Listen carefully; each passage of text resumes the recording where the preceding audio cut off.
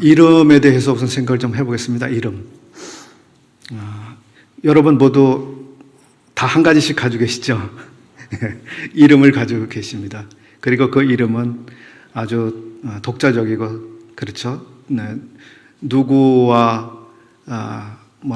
누구에게 대신 줄 수 없는 그러한 가치, 고유성을 가지고 있습니다. 제 이름은, 제 이름이 있습니다. 이름마다 기원이 있습니다. 언제부터 그 이름이 누군가에게 사용되었는지에 대한 기원이 있습니다. 우리 저 앞에 있는 청년, 영륜 형제에게 언제부터 그 영륜이라는 이름이 지워졌는지, 그때가 있죠. 이름의 기원이 있습니다. 아브라함에게도, 이삭에게도, 야곱에게도 기원이 있고, 또 예수님에게도 기원이 있죠. 예수라고 하는 그 이름이 사용된, 주어진 기원이 있습니다. 그리고 이름에는 언제부터 그렇게 불려졌는가에 대한 기원이 있을 뿐만 아니라 뜻이 담겨 있습니다. 그렇죠. 앞에 오세환 형제님 아주 잘 들어주고 계시는데요. 그 형제님 이름이 가지고 있는 뜻이 혹시 무엇인지 말씀해 주실 수 있나요? 예. 예. 있으시겠죠. 예. 또 저 바로 뒤에 이혜조 형제님 계시는데요. 그 이름의 뜻이 혹시 어떻게 되시나요? 예, 아침 바다.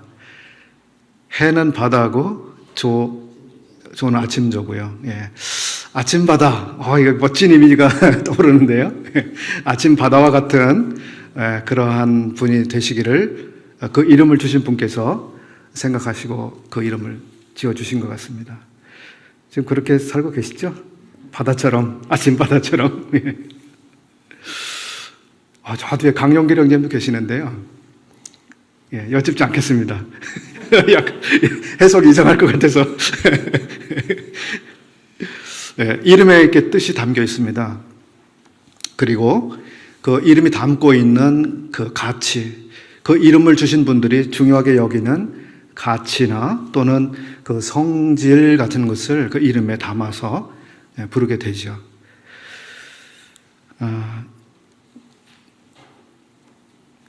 이동 형제님, 앞에 좀 보실래요? 그 형제님 이름에도 이런 면이 있으시겠죠? 그 이름의 뜻도 있고, 그죠? 담겨 있는 의미가 있을 텐데요. 그러시죠? 예. 예. 저의 이름은 저의 조부께서 지어주신 이름입니다. 길 영자를 쓰고 이룰 성자를 써서 이름을 지으셨습니다. 이 이름에 무엇을 담으셨나 하면 그 길 영자인데 이것은 영원을 뜻하는 영자이기도 합니다. 그래서 영원함이 이루어지는 이런 의미를 담고 있었습니다. 그래서 조금 이름대로 어느 정도 됐는지 모르겠는데요. 그래서 영원하지 않은 것보다 영원한 것을 중요하게 여기면서 살아가는 이런 태도를 저에게 아마 형성시키지 않았나 그런 생각을 해봅니다. 뒤에 계신 우리 청년들도 많이 계시고 그런데 본인의 이름을 한번 의미를 새겨보시면 내가 이런 의미를 살아가도록 나의 부모님께서 이런 이름을 주셨구나 아마 생각이 되시리라고 여겨집니다. 아브라함에게는 그 아브라함이라고 하는 이름이 주어진 그 기원이 있었습니다. 그렇죠? 아브람이라고 이제 했다가 하나님께서 아브라함이라고 이름을 고쳐 불러주셨죠. 그리고 의미도 바뀌게 됐습니다. 그의 아내 역시도 그랬죠. 그렇죠? 예,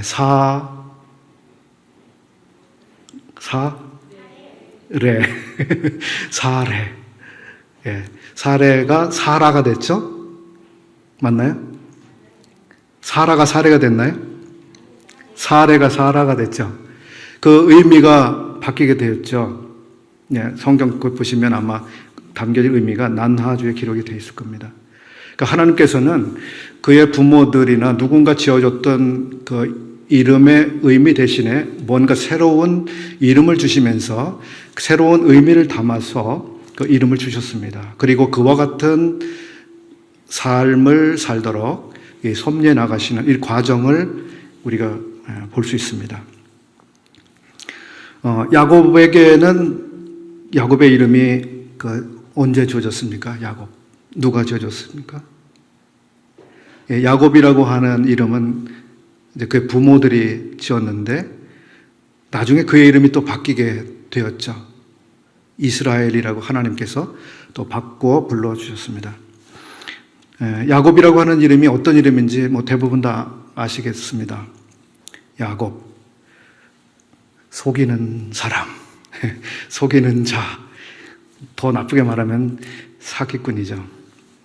아주 직업적으로 능숙하게 누군가를 속이면서 살아가는, 근데 어떻게 그런 이름이 됐을까요? 부모님들이 그런 이름을 주었는지 모르겠습니다만 그의 이름이 어쨌든 바뀌었습니다. 그의 삶은 한동안 정말 야곱처럼 살아갔었습니다. 그러나 나중에 그는 야곱처럼 살아가는 삶에서 이제 다른 사람의 삶을 살게 됐죠. 이스라엘의 삶을 살아갔습니다. 저희 집에는 아이가 셋이 있습니다. 그 첫 번째 아이의 이름은 조은이라고 저희가 이름을 지었습니다. 조자는 돕는다는 조자입니다. 한자로. 그리고 은자는 은혜, 은자 이렇게 지었습니다. 그 이름의 의미는 히브리서 4장 16절에 나와 있는 구절에서 저희들이 힌트를 얻었습니다. 때를 따라 돕는 은혜. 그래서 돕는 은혜에서부터 조은이라는 이름을 저희들이 생각을 했습니다. 그래서 그 이름을 이 아이에게 주면서 저희들 마음속의 기도는 하나님의 도우시는 은혜를 따라서 누군가를 돕는 그런 생애를 살아가는 사람이 되기를 저희 마음에 기도를 했습니다. 이처럼 우리 모든 사람들에게는 각 사람의 이름이 있고 그 이름을 주신 분이 있습니다. 그리고 그 이름에 담겨 있는 의미, 그리고 가치 혹은 성향 이런 것들이 담겨 있습니다. 그래서 우리가 하나님의 이름에 대해서 생각할 때 우리가 그런 점들 조금 생각해 볼 수 있을 것 같습니다. 자, 하나님의 이름을 우리들이 살펴보는 이유는 하나님의 이름에 담겨 있는 하나님에 대해서 우리가 알 수 있기 때문입니다. 그래서 하나님은 이런 분이시구나, 이런 것을 가치 있게 여기시는구나, 이런 것을 하나님이 존중히 여기시는구나, 이런 것들을 우리가 알게 되고 따라서 우리가 하나님에 대해서 아는 대로 하나님에 대한 우리의 태도가 만들어지죠. 그래서 결국은 하나님에 대한 태도, 우리의 신앙이 형성되어 가는 점에 있어서 하나님의 이름을 아는 것은 매우 중요한 관계를 갖게 되는 것이죠.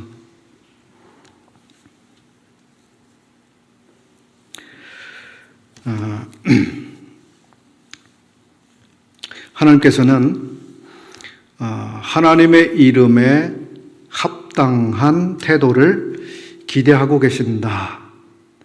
하나님의 이름에 합당하게 대우받기를 하나님이 기대하고 계신다. 이 사실을 혹시 알고 계십니까? 그 이름에 걸맞는 태도를 우리에게 요구하고 계십니다. 우리 그 부모들이, 여기 부모님들이 많이 계시는데요. 우리 부모님들이 계시는데 자기의 자녀들이 그 부모들에 대해서 자기 그 친구, 또래와 같은 취급을 한다고 하면 어떤 기분이 드실까요? 엄마나 아빠를 자기 친구처럼 함부로 대하고 막말을 하고, 그냥 너무 이렇게 쉽게 여기고 이렇게 대하면 어떻게 부모들이 여기실까요? 혹은 학교에 선생님이 계시는데 우리 학생들이 선생님에 대해서 그분의 말씀을 존중하고 그분의 지도를 우리가 받기를 좋아하고 지도하는 대로 따라가고 이렇게 배워나가는 대신에 자기 옆에 있는 친구들과 똑같은 수준으로 취급을 한다면 이 선생님에게는 어떤 생각이 들까요? 아마 그 직업을 가지고 살아가는 데 대한 회의를 아마 느끼시게 되겠죠. 오늘 많이 일어나고 있는 문제이죠. 우리 군부대에 부대장이 있다고 한번 가정해 보겠습니다. 저 뒤에 우리 소령으로 예편하신 형님도 계시는데요.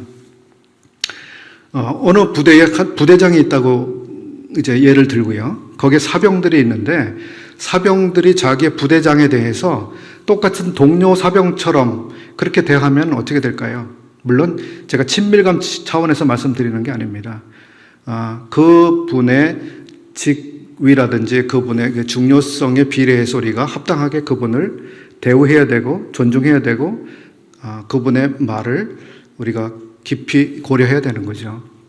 그렇게 하지 않게 되면 어떻게 될까요? 네. 우리들이 살아가는 이 사회는 굉장히 이제 무질서한 사회가 되고 말겠죠. 예, 무질서한 사회. 그리고 아주 비도덕적인 이런 상황으로 들어가게 될 것입니다. 언젠가 말씀을 한번 드린 것 같은데 복음서에 나오는 로마 백부장 이야기를 잠깐 드려보겠습니다. 로마 백부장이 자기의 그 부하가 아주 심각한 질병에 걸렸습니다.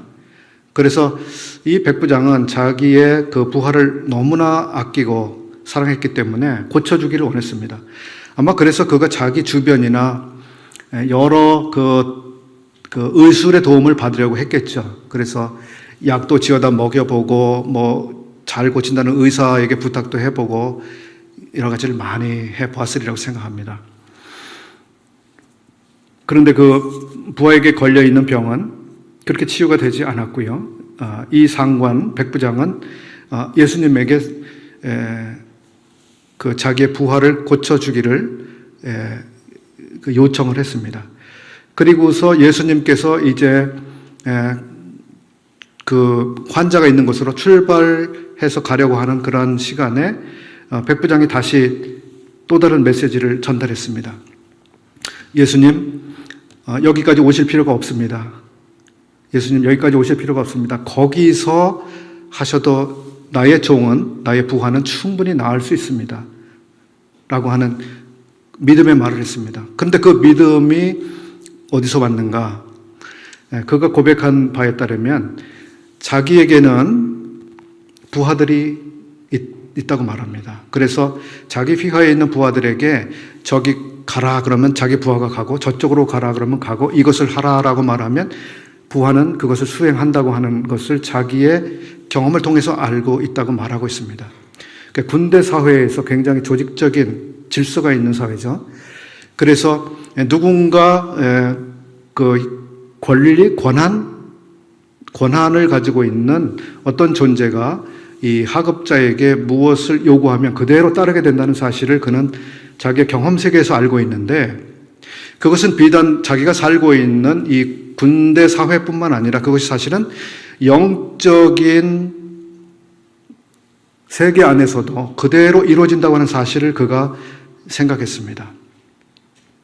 그래서 어떤 사람의 질병이 고침을 받는 이러한 일에 있어서 아주 탁월하게 높은 그러한 권세가 있는 분의 명령이라고 하면 그분이 어디서 명령을 내리든지 간에 그 명령이 그대로 집행되리라고 하는 사실을 그가 알고 있었던 겁니다. 그렇기 때문에 예수님 여기까지 오실 필요도 없이 거기서 명령하시면 그대로 이 병이 나을 것이고 그대로 이 질병이 순종할 것입니다라고 그가 믿었던 거죠. 그러니까 자기의 직업 내지는 사회생활을 통해서 그는 믿음을 배운 사람이 됐습니다.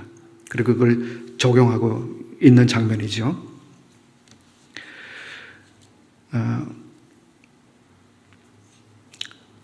우리가 이러한 공부를 통해서도 우리의 주님, 주 하나님께서 어떤 분이신지를 우리가 알아가는 일에 도움이 되기 위해서 이런 공부를 하고 있습니다. 그래서 참 그분께서 그렇게 놀라운 분이시라면 내 삶에 있어서 그분이 책임질 수 없는 그러한 일은 존재하지 않는다. 그분께서 이 일에 대해서 관심만 가지시고 계신다면 얼마든지 해결될 수 있는 문제다. 뭐 이런 등등을 우리가 배울 수 있는 거죠. 우리 믿음이 자랄 수 있죠. 그분에 대한 신뢰가 커질 수 있게 되는 거죠.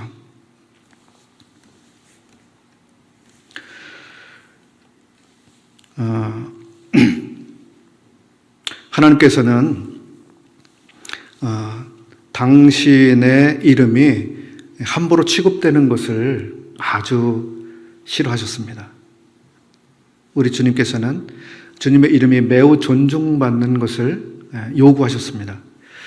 신명기서 5장 11절에 이런 말씀이 기록되고 있습니다. 찾으실 수 있는 분들은 찾아보시죠. 신명기서 5장 11절. 너는 내 하나님 여호와의 이름을 망령되이 일컫지 말라. 나 여호와는 내 이름을 망령되이 일컫는 자를 죄 없는 줄로 인정하지 아니하리라. 예. 하나님께서는 하나님의 이름 여호와라고 하는 그 이름이 망령되이 일컬어지는, 불리워지는 것을 또는 호칭되는 것을 경계하셨습니다. 하나님의 이름을 함부로 사용하는 것은 죄가 된다고 하는 사실을 분명하게 가르치셨습니다. 자신의 이름을 아끼시는 분입니다, 하나님께서. 우리 주님께서 제자들에게도 그것을 가르치셨습니다. 주님께서 제자들에게 기도에 대해서 기도를 어떻게 해야 됩니까? 제자들이 물었을 때 주님이 기도를 가르치셨습니다. 그리고 기도를 이렇게 가르쳤습니다. 하늘에 계신 아버지여, 이름이 거룩히 여김을 받으시오며, 이렇게 가르쳤습니다.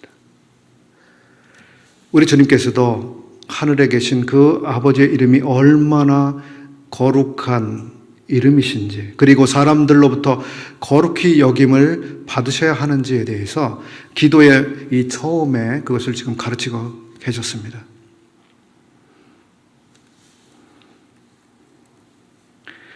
우리는 오 마이 갓, 줄여서 OMG라고 하던가요, 요새요.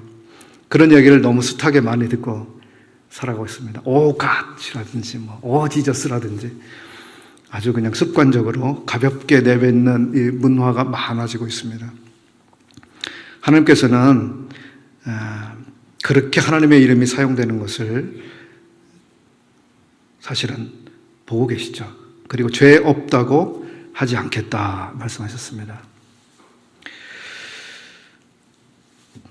그런가 하면 우리는 이제 신약 성경에서 하나님의 이름, 또 우리 주님의 이름이 함부로 사용되고 있는 실예를 발견을 할 수 있습니다. 마태복음 7장 22절 말씀인데요. 마태복음 7장 22절.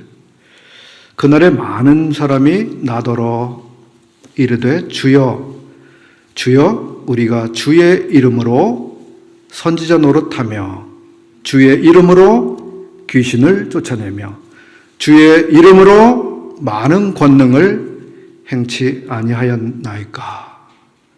이름으로 이름으로 이름으로. 그때에 내가 저희에게 밝히 말하되 내가 너희를 도무지 알지 못하니 불법을 행하는 자들아 내게서 떠나가라 하리라. 예수 그리스도라고 하는 그 이름이 가지고 있는 권세 때문에 어떠한 놀라운 일들이 일어날 수 있다고 하는 점을 여기서 시사합니다. 그러나 그 이름의 권세를 사용하고 있는 사람들이 무엇 때문에 예수라고 하는 그 이름을 사용했는지에 대해서 분명히 평가하시겠다고 하는 사실을 여기 말씀해 주고 계십니다. 우리가 찬양할 때, 기도할 때, 약속할 때, 무엇을 할 때 예수님의 이름을 쉽게 생각할 수 있는 그런 요소들이 생기죠. 우리 삶에서. 그리고 어떤 일들이 이루어졌을 때 내가 주님의 이름을 사용한 것에 대해서 주님이 나를 돌아보셨구나, 은혜를 베푸셨구나, 나를 사용하셨구나, 여러 평가를 해볼 수 있겠습니다만 결과를 통해서도 우리가 무엇인가를 알 수 있지만 그러나 결과가 아닌 어떤 동기를 통해서 주님은 우리를 살피고 계신다고 하는 사실을 우리가 잊으면 안 되는 것이죠. 여기 이 사람들은 얼마나 확신을 가지고 살았을까요? 우리가 이것도 했고 이것도 했고 주님의 이름으로 이것도 했는데 이런 놀라운 결과가 있었습니다. 얼마나 확신을 가지고 그들이 사역을 하고 주님을 섬겼습니까? 근데 나는 너희를 도무지 모르겠네. 그것을 불법이라고 말씀하고 있습니다. 불법. 하나님의 이름, 예수님의 이름을 함부로 잘못 사용한 것에 대해서 그것은 불법이다. 이렇게 표현하고 계시죠. 비슷한 이야기가 이제 24장 5절에서도 나옵니다. 마태복음 7장 부분은 주님의 사역 초기에 해당되는 본문이라고 할 것 같으면 마태복음 24장은 이제 사역이 맞춰지는 거의 단계에서 주님께서 장래에 대해서 말씀하시면서 미래의 종말의 시간에 일어날 일들에 대해서 이렇게 말씀하셨습니다. 24장 5절에 많은 사람이 내 이름으로 와서 이르되 나는 그리스도라 하여 많은 사람을 미혹하리라.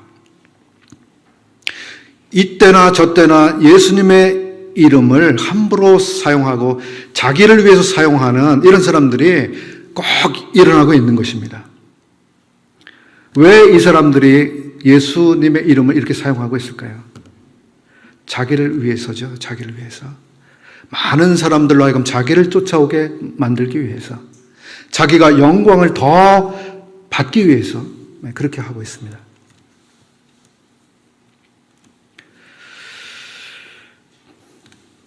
이런 점에서 우리는 우리 자신을 살필 필요도 있고요. 또 우리가 함께 섬기는 이 문화, 살아가는 이 문화 안에서도 우리가 하나님의 이름들이 어떻게 사용되고 있는지, 또 주 예수님의 이름이 어떻게 사용되고 있는지 잘 살펴서 우리가 이런 우울을 범하지 않았으면 좋겠습니다. 우리가 하나님의 이름을 공부하는 가운데 개인적으로 하나님과 더 친밀해지는 이런 시간들이 되기를 저는 기도합니다. 아브라함에게 여호와 하나님께서 나타나셨습니다. 그래서 아브라함과 여호와 하나님 사이에 관계가 만들어졌고요. 그 관계는 계속해서 발전해 갔습니다. 아브람이라고 불리는 가운데 어느 정도 같은 시간을 보냈고 그 다음에는 아브라함이라고 이름을 고쳐 부르셨습니다. 새로운 관계 안으로 또 발전된 관계 안으로 나아갔습니다. 그의 아내의 경우도 마찬가지죠. 아까 야곱의 이야기를 말씀드렸습니다만 야곱에게 나타나셨던 여호와 하나님, 처음에는 베델에서 그를 만나셨습니다. 야곱이 형을 피해서 도망가던 행로의 어느 곳에서 그가 잠들었고 거기서 하나님을 처음 뵙게 됐죠. 그곳의 이름을 그가 그래서 벳엘이라고 지었습니다. 하나님의 집이죠. 그가 하나님의 집에 대해서 이제 처음 알게 됐습니다. 그리고 그가 이제 삼촌 집에서 장시간을 보내고 다시 이제 돌아오던 그때에 다시 한번 하나님께서 그에게 나타나셨습니다. 그때 만난 하나님에 대해서 그 이름을 그 장소를 야곱은 분이엘이라고 붙였습니다. 하나님의 얼굴이란 뜻이죠. 예.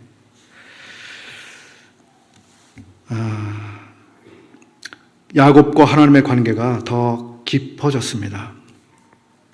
깊어졌습니다. 창세기 32장 27절에 그 사람이 그에게 야곱에게 이르되 내 이름이 무엇이냐 이렇게 물어보셨습니다. 너 이름이 도대체 뭐야? 이렇게 물어보신 거죠.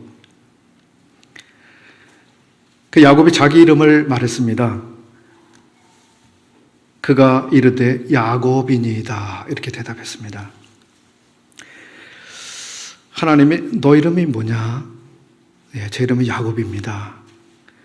자기 이름은 야곱이라고 말할 때 야곱이라고 하는 이름이 담고 있는 의미, 자기가 살아온 삶, 살아온 방식, 추구하는 길, 이런 것에 대해서 그가 아마 주마등처럼 지나온 삶이 지나갔을 것 같아요. 남을 속이면서, 그래서 남을 이기면서, 남의 것을 가져가면서, 남의 발 뒤꿈치를 잡으면서 그렇게 살아가는 삶의 방식, 야곱. 예, 제 이름은 야곱입니다. 저 이런 사람입니다. 야곱입니다.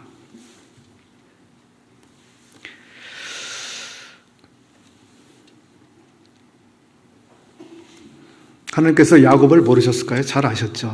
얘는 그런 사람이지. 주님께서 자기에게 속한 양들의 이름을 아신다라고 요한복음에서 말씀하셨습니다. 이 목자는 양들의 이름을 다 아신다. 그리고 양들의 이름을 각각 불러내신다. 이런 말씀을 하고 있습니다. 우리 목자께서는 이 양들 각 사람의 양들의 이름을 다 알고 계시죠. 그래서 이름을 각각 부른다고. 그 이름을 부른다고 하는 것, 이름을 안다고 하는 것은 그 양들 하나하나만의 특성과 성질, 이걸 잘 알고 계신다는 거죠. 이 양이 언제 태어났는지, 어디서 태어났는지, 어떤 어미에게서 태어났는지, 이거 잘 아신 거예요, 이 목자는. 내가 내 양을 알고. 야곱을 잘 아셨죠. 그런데요, 하나님께서 그 인간 한 사람에게 너의 이름이 무엇이냐 이렇게 물어보신 사례가 이제 있는 거죠. 야곱에게 너 이름이 무엇이냐. 근데 그 어떤 당돌한 인간 한 사람이 하나님께 감히 당신의 이름은 무엇입니까? 이렇게 물어봤어요. 기억나세요? 누가 그렇게 물어봤는지? 하나님, 당신 이름은 무엇입니까? 물어본 사람이 있어요.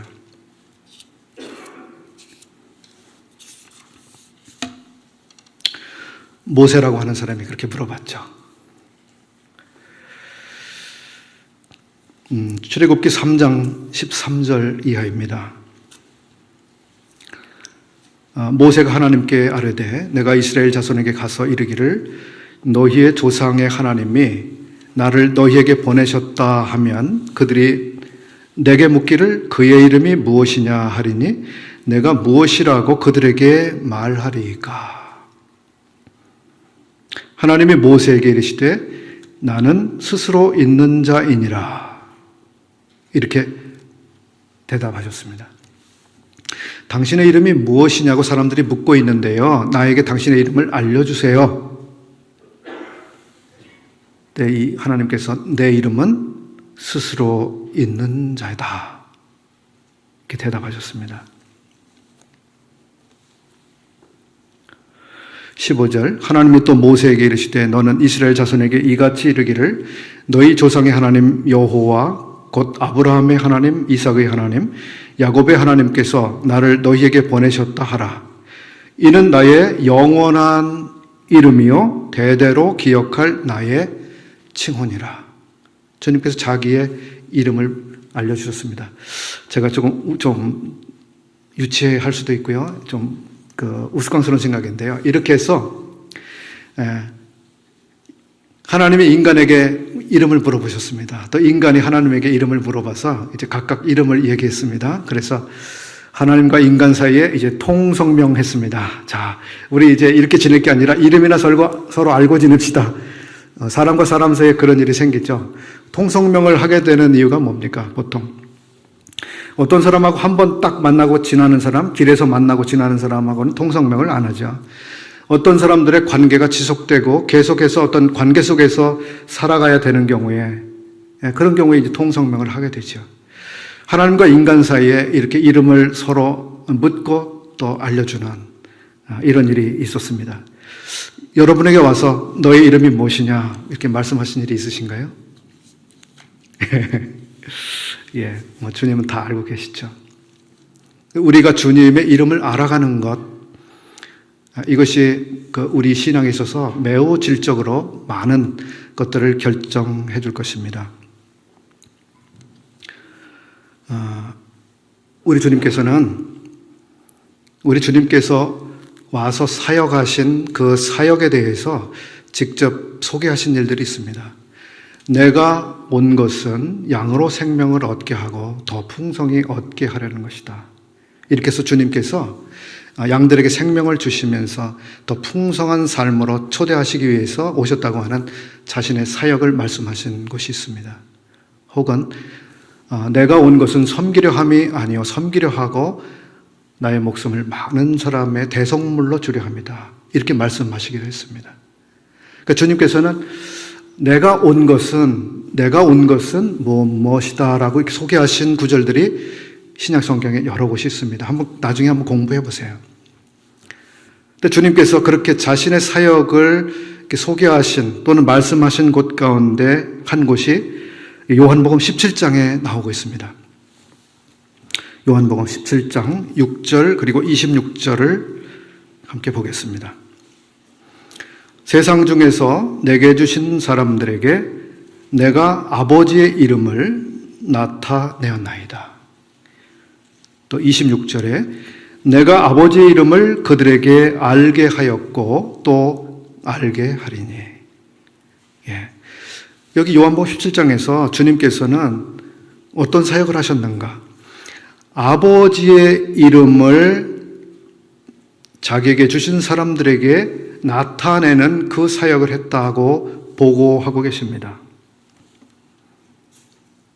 나는 아버지의 이름을 나의 제자들에게 알려주었고 또 더 알게 할 것입니다. 이런 보고를 하고 있습니다. 그래서 제자들은 예수님을 통해서 아버지가 어떤 분이신지를 알았습니다. 그 이름을 알았다고 하는 것은 그 아버지가 어떤 분이신지를 알게 됐다고 하는 의미죠. 그리고 이제 이 시점에서 알게 하였을 뿐만 아니라 더 알게 하겠다고 하는 이 비전을 제시하고 계신 것입니다. 더 알게 하시는 이 사역은 우리 주님의 생애뿐만 아니라 주님을 대신해서 오신 그분에 의해서 더 알려지고 계십니다. 그래서 이 하나님 아버지, 그분은 어떤 이름을 가지고 계신 분인가? 그 이름에 걸맞는 그분은 그렇게 놀라운 분이시다라고 하는 것을 이런 면모로 또 저런 면모로 우리로 하여금 보고 알게 하시는 그런 과정 가운데 있습니다. 우리는 그런 주님을 계속 배워가고 있습니다.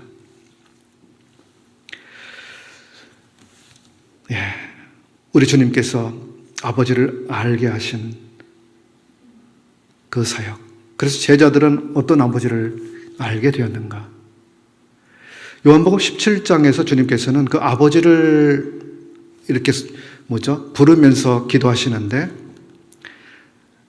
거기에서 주님께서는 거룩하신 아버지여 이렇게 기도하시는 면이 나옵니다. 또는 의로우신 아버지여 이렇게 기도하시는 장면이 나옵니다. 그래서 아버지의 거룩하심, 아버지의 의로우심에 대해서 거기서 말씀하고 계시는데 제자들에게 어느 정도 이미 그런 점을 우리 주님께서 자신의 말씀과 사역을 통해서 알리셨다고 생각이 됩니다. 이제 더 깊은 것들을 알게 하시겠죠. 우리는 이제 이 성경, 구약과 신약 성경을 통해서 성경에 나타난 하나님의 이름들을 계속 공부할 것입니다. 그런데 충분히 다 공부는 못할 겁니다. 깊이에 있어서도 그렇고요. 다양성에 있어서도 그렇습니다. 구약과 신약 성경에 나타나 있는 하나님의 이름들은 참 다양하게 많은 이름들을 가지고 있습니다. 그래서 저희들의 시간이 한정되기 때문에 조금 제한을 두어서 공부를 하려고 합니다. 특별히 여호와라고 하는 그 이름 안에서 그분을 저희들이 더 배워나가려고 하는데요. 우리 구약 성경 안에서는 이 하나님의 이름이 다양하게 칭호되고 있습니다. 엘 샤다이라고 하는 아주 널리 알려진 이름이 있습니다. 이건 아주 전능하신 하나님이라고 하는 뜻을 가지고 있습니다. 또 아도나이라고 하는 또 아주 널리 알려지는 불리워진 이름이 있습니다. 이것은 주님, 주 이런 의미를 담고 있는 호칭입니다. 또는 엘로힘이라고 하는 단어가 아주 많이 사용됩니다. 그것은 그냥 하나님이라는 뜻을 가지고 있습니다. 하나님, 주님, 뭐가 차이가 나는지 아시죠? 아마 다 그 정도는 구분하시리라고 생각합니다.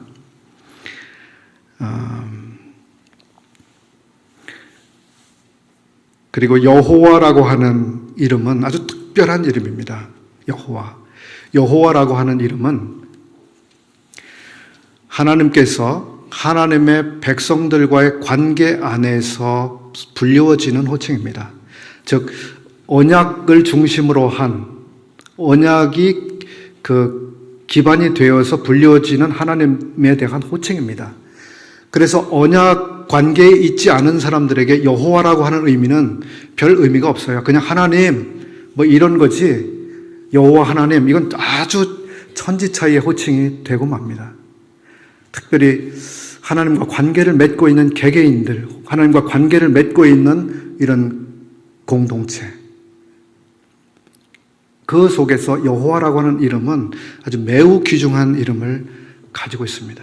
왜냐하면 주님께서 그 약속 안에서 우리를 부르시고 그 약속 안으로 우리를 초대하셨습니다. 그리고 약속하신 것들을 우리에게 누리게 하시고 약속하신 것들을 계속 우리 안에서 이루어 가시기 때문에 그 약속과 무관한 그런 하나님은 정말 멀리 계신 하나님일 수밖에 없습니다. 그러나 여호와라고 한 그 하나님의 이름은 얼마나 친밀하고 가깝고 경험적이고 개인적이며 사실적인지 우리가 알 수 있습니다. 그래서 앞으로 8시간에 걸쳐서 우리 여호와 그분에 대해서 우리가 배워나가려고 합니다. 여호와 이레, 잘 들어보셨죠? 많이 들어보셨죠? 여호와 이레. 하나님은 준비하시는 분이다. 준비해 놓으시는 분이다. 여호와 라파, 우리를 치료해 주시는 분. 우리가 얼마나 터지고 아프고 치료가 필요한 이런 존재인지 그분은 아시죠. 어떻게 치료해야 되는지, 우리의 머리끝부터 발끝까지 어떻게 치료해 나가야 되는지, 우리의 마음속에 있는 질병을 어떻게 고치셔야 되는지 그분은 아시는 거예요. 그리고 그걸 고치시길 원하시는 거죠. 그분이 우리를 고치시기 시작할 때 우리가 어떠한 사람이 될 것인가? 온전한 사람이 됩니다. 여호와 니시, 그분은 우리의 승리의 깃발이 되신다. 또 그와 아주 가까운 단어로 여호와 제바오스라고 하는 단어가 있습니다. 이것은 만군의 여호와라는 말입니다. 만군의 여호와는 말하자면 총독, 그 군대의 그 사령관이라고 하는 의미를 가지고 있어요. 그래서 모든 군대를 통솔하고 지휘할 수 있는 최고의 권한을 가지고 계신 분, 그래서 싸움에 능하시고 전투에 능하신, 승리하시는 그런 장군의 의미를 가지고 있는 단어가 여호와 제바오스입니다. 그래서 이스라엘이 수많은 이 전쟁을 거쳐갈 때 그들 가운데 함께 계셨던 그분이 가져다 두는 그러한 전쟁, 이것은 바로 너희들의 전쟁이 아니라 여호와의 전쟁이다. 우리의 삶에서도 그런 전쟁이 수없이 일어나고 있습니다. 우리 안에서도 일어나고 있고요. 이 악한 세상과도 우리가 끊임없는 전투를 해야 합니다. 이러한 때 여호와 제바오스 대신 그분께 우리가 어떻게 나가고 그분의 도움을 어떻게 받아야 되는지 배울 수 있을 것입니다. 여호와 샬롬, 평강을 주시는 분. 그분이 주는 평강은 얼마나 놀라운 평강인가. 무엇과도 바꿀 수 없는 평강. 여호와 로이, 나의 목자이신 여호와. 그분이 나를 먹이신다면, 나를 쉴 만한 물가로 안내해 주신다면 나에게 오는 그 안식은 얼마나 놀라운 안식이 되며 나의 만족은 얼마나 놀라운 만족이 될 수 있는가 우리가 배울 수 있을 것입니다. 여호와 삼마, 하나님께서는 여기에 계십니다 라고 한 뜻입니다. 여기에 우리와 함께 나와 함께 계시는 그 하나님, 그분의 거룩, 그분의 영광, 그것을 우리가 보게 될 것입니다. 이제 말씀을 마쳐야 될 것 같습니다. 기대가 좀 되시나요? 이 공부 하실게요. 예, 아마 매우 유익한 시간들이 되시리라고 생각하고요. 그렇게 기도드립니다. 시편에 있는 두 구절만 읽어드리고 마치겠습니다. 시편 29편 2절 그리고 96편 8절 말씀 읽겠습니다. 여호와의 이름에 합당한 영광을 돌리며 거룩한 옷을 입고 여호와께 경배할지어다. 여호와의 이름에 합당한, 그 이름에 걸맞는 그런 예배를 가지고 주님 앞에 나올 것을 주님이 기대하고 계시죠. 여호와의 이름에 합당한 영광을 그에게 돌릴지어다. 예물을 가지고 그 궁정에 들어갈지어다. 우리의 주님에 대한 생각이 깊어지고 더욱 합당한 예배자로 주님 앞에 나가며 우리의 삶을 주 앞에 드리는 이런 변화를 또 이러한 공부 가운데 허락해 주시기를 기도합니다. 감사합니다.